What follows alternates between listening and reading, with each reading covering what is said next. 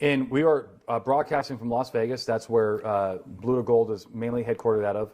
And aren't you here for that reason? You were involved in some kind of recruiting.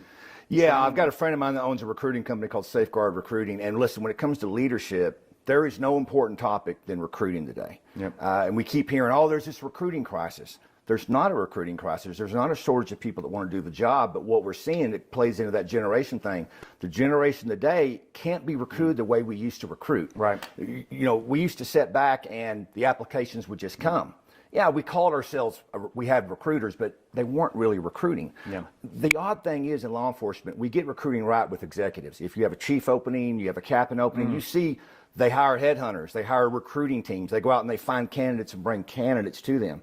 Well, this company I'm involved in, and I love doing their training, I've had a lot of free training resources online because this many applicants, they go out and bring the applicants. And it's a complete different process what we're used to. No other company's doing it. There's a lot of companies out there, marketing companies, that are throwing out the nice websites, the nice videos. That's not recruiting. Right.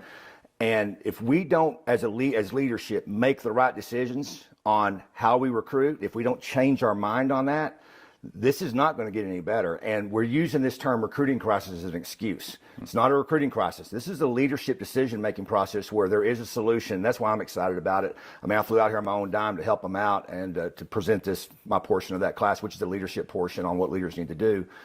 Because it's the answer. I've seen their data. They're all data driven. I mean, and they've fine-tuned it so much that if you tell them how many openings you have, they'll tell you exact cost on how to get the openings, and then they go do it. It's pretty amazing. Yeah. Well, this is actually, my mind's blown because I like you, I travel a lot, and I'm at all these agencies every year, and all of them have recruiting issues, right? I mean, I don't know anybody that doesn't, and I have no solutions for them. Right. I don't know what the problem is, and the way you're describing this and so forth, it actually kind of gives me a little hope because I really feel bad for some of these agencies that are great. They seem like really great places to work. Yeah. But they have 20% vacancies. Yeah. And all these empty patrol cars out there, they're not assigned. And you have you're working with a company that actually has these solutions. Well, it's funny you say 20% vacancies because that's pretty much on spot. I call it the 80-20 rule. Here's our problem. We never had to really recruit. You had 200% of people wanted the job for 100% of the openings. Today, 80%, in most agencies, 80-20. You're going to fill 80% of your spots by doing what you used to do. Gotcha. Which is go to job fairs, throw some billboards up, have a website, whatever it is. Yeah. Right. By the way, nobody went to work for a department because of a website, a video, or billboard, but we still pay money to do that. Right. But the 20%, you better go find. And that is actual recruiting. And the private industry understands this. The private industry doesn't put a website up and think that it's going to solve the problem.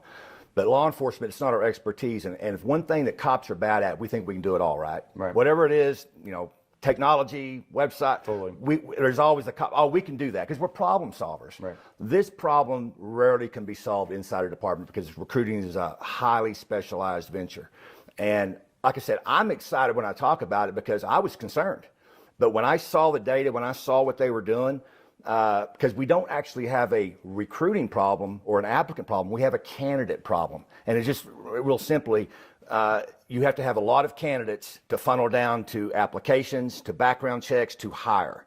And what's happening is these other methods we were doing for so many years cannot get the number of candidates they need. And so what they do is they go out and they get the candidates. In the sales world, it's called lead generation. Right. And they bring those candidates in that are interested, and they talk about a sales process to the recruiters to sort of get those candidates to apply and then walk them through the process. I've literally been on the phone with captains that have done this. I was on the phone a few weeks ago with a captain out of Virginia, and he was almost crying on the phone. He said, "Travis, I've tried everything.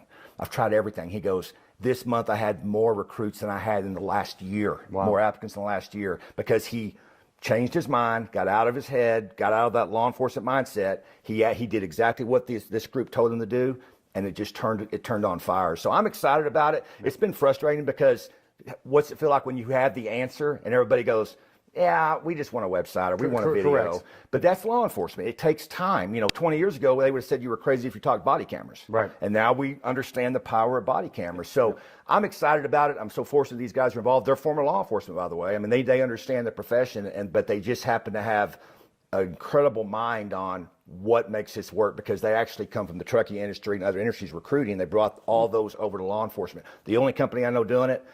And man, I'm just excited.